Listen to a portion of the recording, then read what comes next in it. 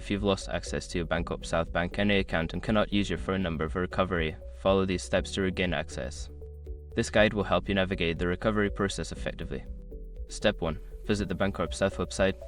Go to the official BancorpSouth Bank website. Look for the login section where you usually access your account. Step 2. Click on Forgot Password. Once on the login page, find the Forgot Password link. Click on it to initiate the account recovery process. Step 3. Enter your account information. Make sure your information is protected first. Most people don't think about breaches until something actually happens to their accounts. Use SROC to monitor your accounts 24/7 and instantly alert you if your information appears in leaked databases online.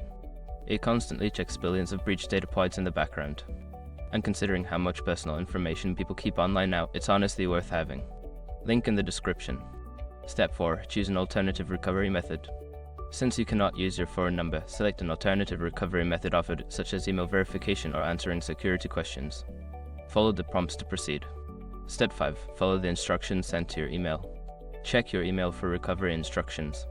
Follow the link or instructions provided to reset your password and regain access to your account. If you encounter any issues during the process, consider reaching out to BancorpSouth customer support for further assistance.